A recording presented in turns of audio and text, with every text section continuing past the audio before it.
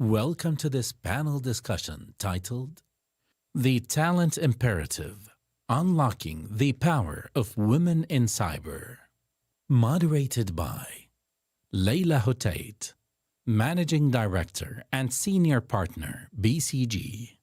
Our panelists are Silvana Koch-Mehrin, Founder and President, Women Political Leaders; Professor David Hoffman, Steed Family Professor of the Practice of Cybersecurity Policy, Duke University; Linda Gray Martin, SVP and Chief of Staff, RSA Conference; Rummana Dada, Managing Partner, Vitality Capital.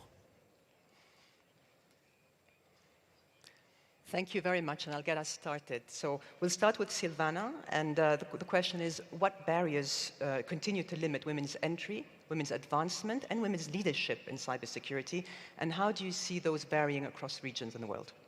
Well, thank you, Leila, for this really substantial question. So what limits women really is stereotypes. It's stereotypes around what's the place of a woman, what's the place of a man. And those stereotypes, they're extremely sticky, they're long-lasting, they're difficult to remove, and they're wrong. They're just wrong.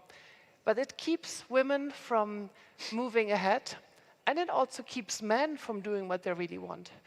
And to remove those barriers that, by the way, are global. They're not particular to one region. They're global. They're everywhere, to different degrees. But what really makes the change is clear leadership. If leadership makes it a priority, makes it a decision, let's get rid of that. Let's make the society embrace the full potential, then things happen. So Europe, for example, which has been for long the best place for women to live around the world, has a long tradition of providing this gold standard of regulation, basically, that makes this framework. But if you want to observe a fast-track approach to this, then this is the place to be. I mean, what's happening in Saudi Arabia is pretty unheard of. Just in a couple of years, the smart and deliberate leadership saying, no, we want to bring women into the workforce, makes the change, and this is also in cybersecurity, of course. Yeah, fully agree. I've been coming to Saudi for 15 years, and it's been unbelievable to see how fast the change has happened. It is all about cultural and leadership. David, maybe on the same question. Yeah, and I think that question of change and leadership, we've been very fortunate during the past year to be in partnership with GCF to actually do a study to listen to the voices of women about what they are saying are their barriers to entry into cybersecurity and then staying in cybersecurity and succeeding in cybersecurity. That study was a qualitative and quantitative study we did across the Latin America region to specifically understand what was happening there. It was a follow-up to a 2022 study that was done by BCG and GCF. And what we found was sobering, actually. And what we had heard was that in the 2022 study, 77% of people who were surveyed said that they were interested in a career in cybersecurity, and now we saw that change to 69%, so an 8% drop. And we heard reasons why folks were less interested in pursuing a career in cybersecurity or thought that it was possible to do. We heard that 60% of folks were actually coming from non-traditional pathways into cybersecurity careers, so not coming through your normal university degree program, but that the awareness of those programs and how to get into them was remarkably low. We've found that 70% said there were no entry-level jobs to be able to get into, even if they wanted to be able to get in.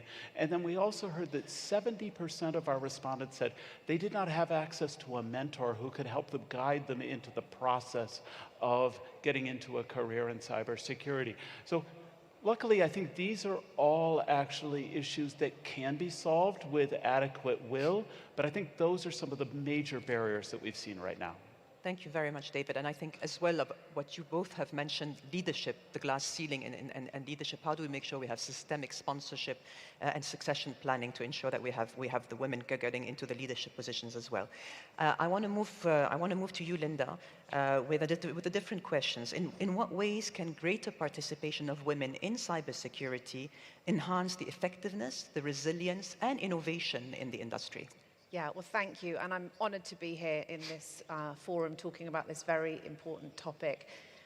You know, inclusion is so critically important because in cybersecurity, we face really, really complex challenges. And I truly believe that you can only really combat them when you are coming together as a society. And, you know, women look at things a bit differently. You know, we tackle problems differently. We have different leadership skills. And I think collectively as a whole, that's where the power is. That is where we are going to reach our mission ultimately of creating a safer society for all.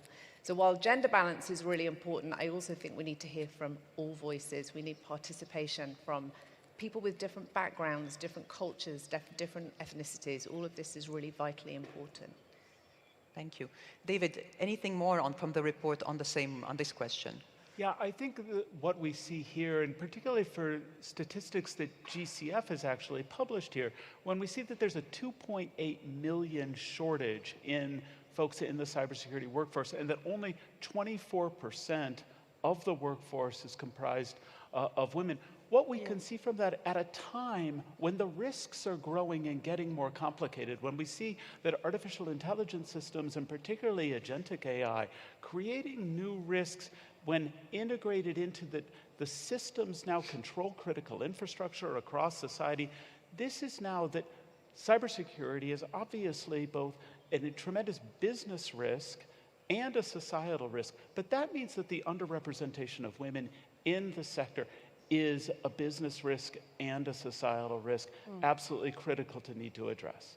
I just want to add a quote that we've been talking a lot about the last few days, and it's, if cybersecurity is national resilience, then not having women is national vulnerability. And I think that really says it, you know, very clearly. And when we talk about why there are not enough women in cybersecurity, I think, take it outside of cybersecurity. Globally, there are not enough women still in leadership positions, on cap tables, as investors. The numbers are dire across all industries. But the beauty is that in a nascent industry like cybersecurity, we're at an opportunity to really shift that from the beginning, to start as we mean to go on. And one thing I just want to add before we move on is, why is it so important? We talked about, I like to call it cognitive diversity, and it is really important. We as women have such a unique skill set, a different EQ, a higher level of EQ, according to many, that in fact, many people don't even know this, but statistics tell us that women in leadership positions or women-founded companies deliver higher returns, greater profitability, longevity of company length. So the numbers make sense. You need women in your company if you look at the statistics. So you need to think about how do you include them to encompass that in it. And we'll go on to that next, into, you know, policies, etc. Yeah. I love what you say, and it links a little bit to what David was saying because of the link to risk diversification. When you have more inclusivity, you're diversifying your risk, and therefore you perform better as a result. I want to stay with you, Rummana, on the next question. How can policymakers and organizational leaders design workforce policies that meaningfully promote inclusivity and equity in cyber? I'm going to take a contentious one first, that, you know, we always have this debate between men and women. Should we have preferred policies for women? And I think if we look at, again, the landscape, the economic landscape, and you understand how significant it is to not have women in the workplace, and I write about this a lot, and I've written, many people don't know this, but a Google voice dictation on your phone is 70% more likely to pick up the voice of a man, because ultimately it's a tech bro industry. The same for car accidents. Women are 17% more likely to die in a car accident because the crash dummies were created around the body shape of a male. You wonder why there are no women in the construction industry, but the construction industry was designed around the body weight of a man. Something that applies to all of us. How many women here feel cold in their offices? Well, the office temperature was 5 degrees too cold biologically for our metabolic rate. Nobody looked at that because they designed the office temperature around a man. These are just fatal instances of how serious and significant it is generally not to have women in the workplace. So firstly, it's awareness. We need men in the offices, leadership in the offices, to understand why it's so important. It's not because of some feminist track that we're going down. It's because fundamentally you build better, stronger, healthier companies with women in them. And then I think number two, which, you know, Silvana touched upon, is education of stereotypes, right? Cybersecurity, and we've talked a lot about this yesterday, and it was brilliant listening to some some of the discussions, cybersecurity is not something that applies to one company. It applies to almost everybody in some way, shape, or form. And I think the importance of changing the perspective on what is cybersecurity is really important. And then further on from that, women in STEM, women in cybersecurity, all of these conversations are topics that we need to encourage families, parents, communities to encourage more women to go into this. I was having a brilliant discussion with one of your partners at BCG last night at dinner, and he said his mother was a scientist and his grandmother was also a scientist, but it's still so rare. And we see when we look at the stats that a lot of that is also about mentors. So we need to show in the workplace and outside more mentors. We need to actually, some statistics show just pinning pictures of women who are successful around the office significantly improves performance. So there can be very small measures, and then of course the bigger measures, scholarships, talent identification, transparent workforce policies to promote talent effectively. We talked a lot about yesterday, Sarah Hendricks from the UN Women talked a lot about zero tolerance on sexual harassment. One of the other ones that I think is brilliant to think about for all workplaces is flexible working. You need women, and the reality is that most of us will still be the primary caregiver to our children, and therefore you really do need to address the fact that if you want to retain us in the workforce, you have to create and facilitate an environment for us that is safe, comfortable, and happy, and enables us to still go home and be able to take care of our young children. I want to move to Linda on the same question, but before that, I want to have a follow-up question because you mentioned potential quotas. How do we move from tokenism to really systemic change? Do you believe in quotas? Do you believe in clear KPIs with targets? What would you say is needed? No, honestly, in my opinion, it's just that I think most people don't realize how significantly important it is to have women because of. And if you talk to them in the numbers they understand in companies, which is profit, talk to them in pure profit terms, show them the stats, and then also show them the vulnerabilities and the fatalities of not having women in the workforce. And I think better education. Whenever I talk about these stats, no one has ever heard of them. Yeah. So that tells me that people just don't realize how dire the situation is for us all. And a world without 50% of the talent and cognitive capability surely isn't a world that any of us want to live in today. So I think it's really education. And then, of course, policies internally, committees, HR committees taking it more seriously. But I do think that the education will play the biggest role in this space. Linda.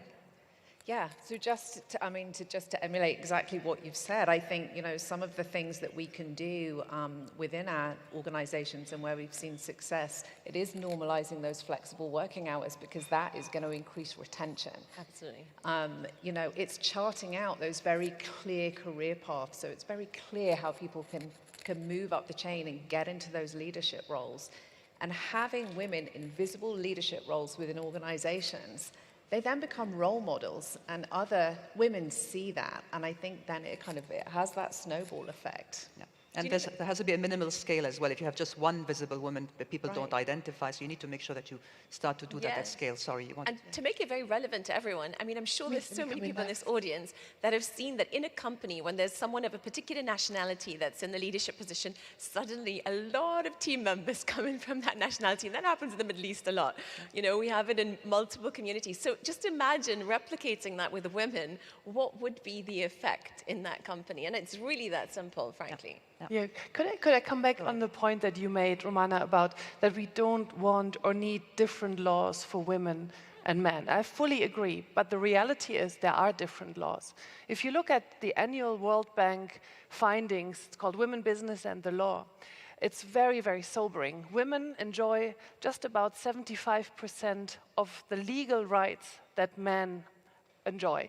There is, by law, barriers for women's participation in economy and finance, which means there are different legal systems for women and for men. So just removing those barriers, that would already unleash much more potential and participation. Because if a woman cannot sign a contract for a job herself, if she needs the consent of the husband, if she can't own what she earns, if she can't inherit or pass on heritage, there are difficulties for women that men don't face in economic participation. So at WPL, we did quite some research in showing that those barriers get removed when there are more women in political power. And that makes sense, right? Because they come in with different perspectives, they've experienced these things themselves, so they remove those barriers. But there's only 7% of today's presidents and prime ministers are women, and cabinet positions, around 85% are held by men. So there is also this massive gender gap there. And like in cybersecurity, like in most of the things that we've addressed here, for politics, there is no law that says you're a woman, you cannot become a politician. It's all those non-legal barriers that keep women out. And then we come back to the stereotypes. Again, fully agree with what you mentioned, we need the male champions. So we're delighted to have José Manuel Barroso in the board of WPL, who is a real champion for this.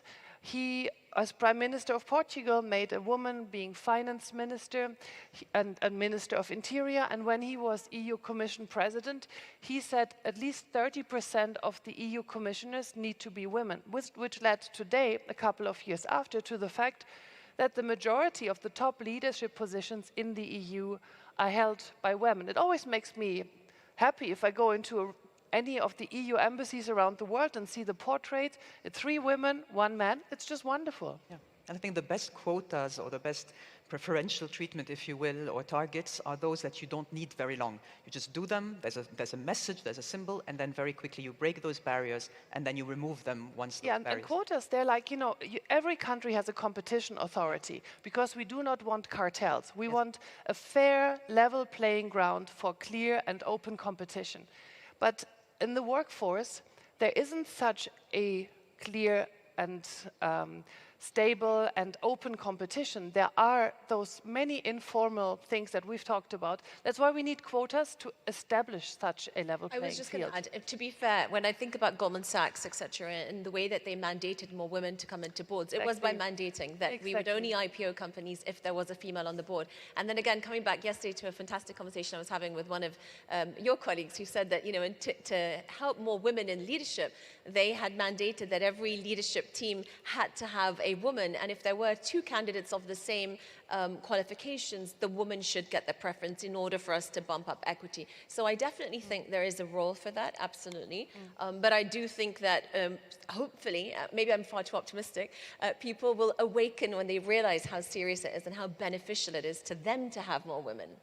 Yeah, I think awakening is going to happen at some point, but also I think what happens is there's this law that you need, that's the law on the books, but you also need what we call the law on the ground also. By law on the ground, I tend to think of that as accountability through process controls. And this came out in our survey that we did with GCF, which was the lack of actually any kind of audits of hiring practices that were actually at firms to make sure that they were in compliance with the actual policies that the organizations had in place. I think these are the kinds of things that actually governments could put in place programs to make sure that those sorts of things are happening, so that we don't just have laws, we don't have policies, but we actually have change actually happening. We talked a little bit yesterday about micro details also. So many people don't know this, but women only apply for a job if they meet 100% of the criteria. Men, on the other hand, apply for a job even if they meet 60% of the criteria. So when you have these long lists, and in cybersecurity, I think this is accentuated because you have a long list of X number of years of experience, YZZ, etc. The point is, again, to change and to help to make it systemically more open for women. Hiring teams need to consider the way that they phrase these job positions. Some of the things I've also read say that cybersecurity jobs are posted as, combat and war and very masculine in the terminology. So again, if you really want to address this problem, you need to think about the detailing and the way that you actually phrase the job positions also. In addition to that, what the data shows is that promotion bias. So for women, you want to promote on performance. Has she proven that she can do it? Whereas for men, you're very often willing to promote on potential. He seems like he can do it. So that's also part of the things that need to change. I'll move to the next question, and I'll go to Linda first. So what successful initiatives, such as accelerators, global platforms, and targeted training, have proven effective in empowering women in cybersecurity? And how can these also be adapted to local needs? Yeah, so let me just talk about my own experience at RSAC conference. So just a couple of things. We have two main stage keynotes. So we have 43,000 people that attend RSAC. So it's a very large and influential cybersecurity conference. On those two main stages, we have 60 keynotes. At RSAC 2025, back in April, 30% of our presenters were women, which is incredible, because 7 or 8 years ago, that was not the case. That's actually consistent with 2024 too. And I think having women in these visible speaking roles, really on the world stage where the who's who of cybersecurity is there, the world's press is there, it just showcases all the amazing talent that we have with our female cybersecurity professionals and leaders. And again, I think it's inspirational, I think it's aspirational for others, and I think it's putting women in these role model roles that I think really helps encourage that pipeline of young women and girls at school who want to become, join the workforce and fill that very large gap that we have right now. So that was one thing. The other thing we've seen real success with is the partnerships we have with community associations. And when I say that, I mean organizations like Women in Cybersecurity, WISIS, Black Girls Hack, Women in Security and Privacy. By partnering with these organizations, not only are they kind of spreading the word within their membership about what we do and what we can offer at RSAC, but we can amplify what the amazing work that they do. We encourage their attendees to come, we make it worth their while to come, and we're building that cybersecurity community kind of very organically with those partnerships. Very good. Rummana, do you want to add anything to that? No, I think, fellowship, community, mentors, activities, bringing people together, all super relevant. Maybe the only thing to add to that is, I think incubators and accelerators, some of the work GCF and NCA, et cetera, are doing are fantastic activities to be able to provide capital, because a lot of the time, again, we see that women find it much more comfortable to start up a company of their own, to build a culture that they're more comfortable to work within because of historic policy, other issues and workplaces. And particularly, I think, in markets like ours, right? We're a relatively conservative market, and as women, we have, again, a lot of family responsibilities, etc. So to support startups, and generally outside of cybersecurity, startups and SMEs are the lifeblood of building economies. So if you want to build an economy around cybersecurity, supporting that makes a lot of sense. And incubators, accelerators, or an innovation pipeline is a fantastic way to start. But the next phase, which is something that I'm actively engaged in also, is the venture fund activities. How do we make that sustainability in those activities? So we need a fund that now goes to the sort of second stage of that, which helps to evolve these companies all the way through to scalable, profitable companies that can stand entirely on their own. Because you can't do one piece of the ecosystem and then drop them. That's an absolute fail. And so that's, I think, the only part to add. Yeah. Anything else from David? Just one quick thing. I serve on the advisory board for a venture capital company, Paladin Capital, that invests in cybersecurity, AI, and cyber safety companies. And I think this is an absolutely critical point that doesn't get discussed enough, because if we're going to match the risk, we are going to need innovation. We're going to need tools. We're not going to match this risk just by doing incident response and doing that well. And resilience and recovery is absolutely important, but we're going to need the new tools to be able to address this. Investing in companies that feature women in leadership positions is a great way to do that. Absolutely. I mean, it's proven, right? Google, large companies, innovation always starts to die. It's very difficult to innovate within these larger spaces. And so startups are the most perfect kind of home ground for innovation, and we need to support that. Agree. I was just reacting to, you said micro details. This got me thinking about micro, because there's one stereotype, again, is that women need micro credits to start something. Women are always seen as being the ones who are doing jobs closer to home, who don't think internationally, and it's one of those stereotypes that we also need to end, because the innovation potential, the ambition to go big definitely is as much with women as with men, but we keep repeating, and it's not the micro detail, you refer to something different, but the word micro made me think of that this is also one of those things we need to put away. And the other one on micro is a fun one, which I came across recently, again, to go against those stereotypes. And I was told it's called microfeminism. Now, I had no idea what this is, but basically it means if somebody tells you, oh, I've got this brilliant new dentist, and you say, oh, could you give me her address? Or France has a new Minister of Foreign Affairs. Oh, is she good? So always assume for leadership positions that it's a woman, which makes for interesting conversations, because everybody, including ourselves, I'm sure, we're caught by our own stereotypes that when we think of, when we close our eyes and think president, we probably more likely come up with a male face than with a female face. So that's the microfeminism, that's a daily activity that helps combating stereotypes. I want to give you a live example. When I was raising for one of my startups about 10 years ago now, I remember presenting to a PE group, spending hours and hours presenting, and then afterwards I found out through a board that they said, no, she's just had a young baby. It's not the right time to invest in her.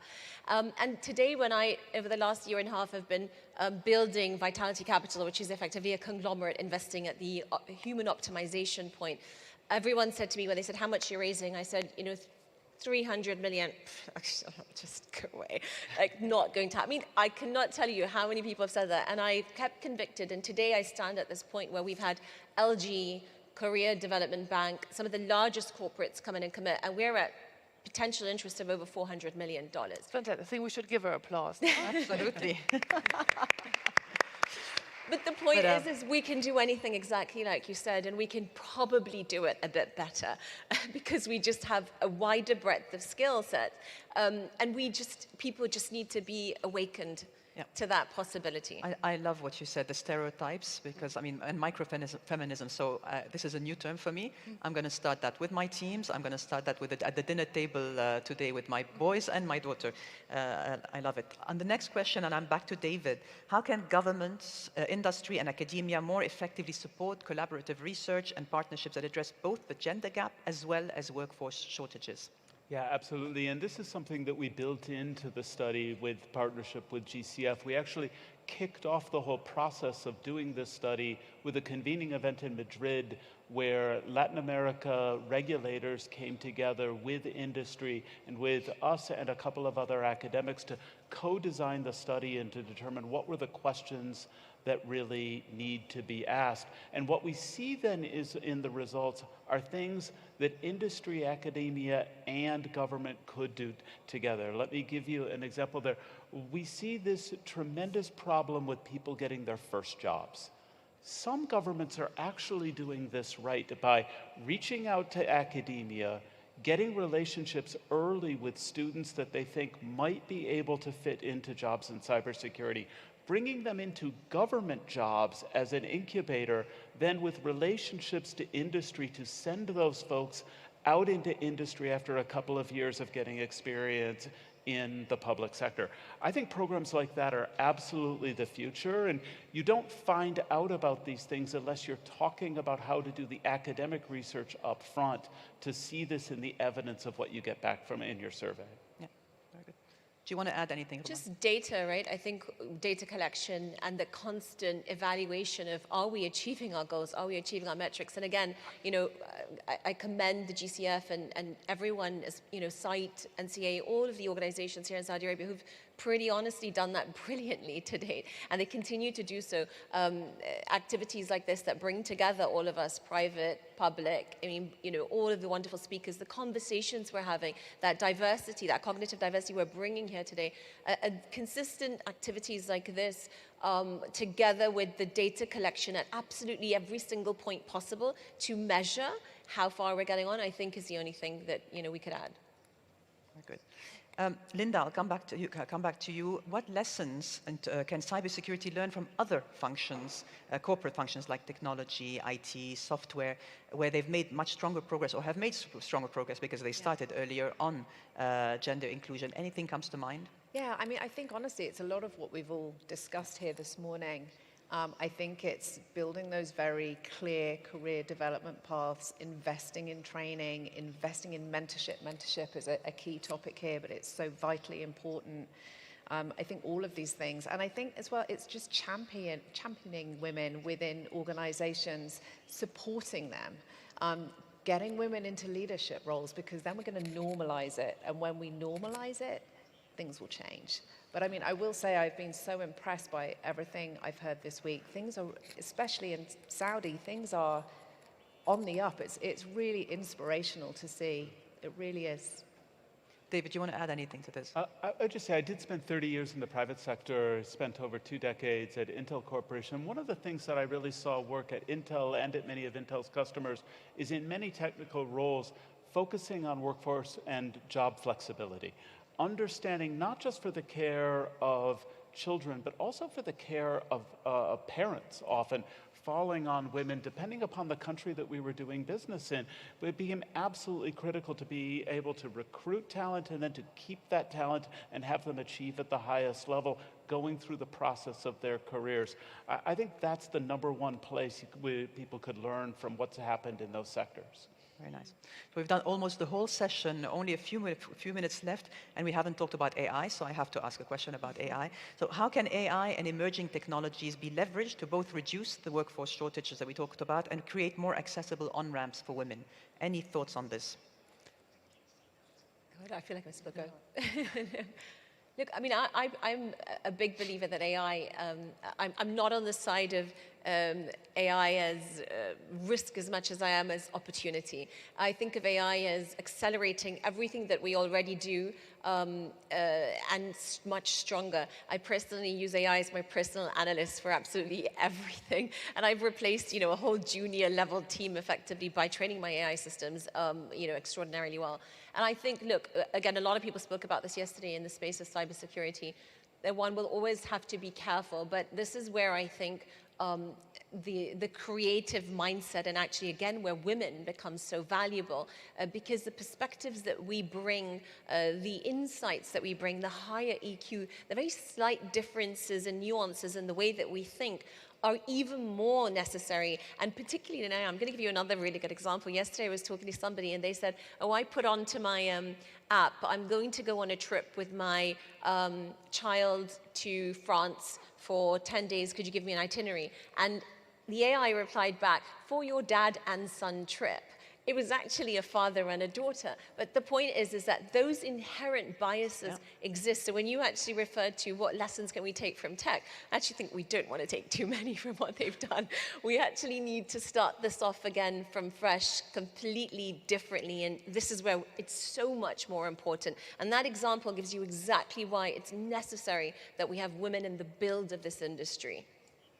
That's a key Can point. I just add one Yes. thing to that later? I would just say, one of the things that I tell my students all the time is, look, if you want to have success as quickly as possible, look to the new areas and invest in there, because there's not already people who have 20 years of experience here. The young women I see investing in becoming experts in the overlap of AI and cybersecurity is tremendous right now out there. It's a huge opportunity. But also, I would say, this is a great space for non-traditional pathways, people who are not coming from your traditional STEM degrees, to actually reach out, to understand how they can get certifications and other opportunities to invest in their own education around artificial intelligence. I think it's a huge opportunity for women. Fully agree. Do you want to add anything? Just in terms of the need, of course, to build a framework that societies are comfortable with to have for the application of AI to match those risks and the opportunities. I mean, there is a need for having the right kind of framework, which translates into regulation, and that to have this ethical, to have this inclusive, and to have it really apply for all of society, it needs to have women at the core of this. So we're working a lot with women politicians in that area, because there's this age gap. Those who work on cybersecurity, on AI developments, tend to be 20, 30 years younger. So there is this age gap and a gap of understanding, but in terms of what's the technology, but the ethical and the societal framework that we need, that needs to be constructed by an all-of-society approach. Thank you very much. And I want to thank all the panelists. It was really great to learn from you today. Thank you, everyone.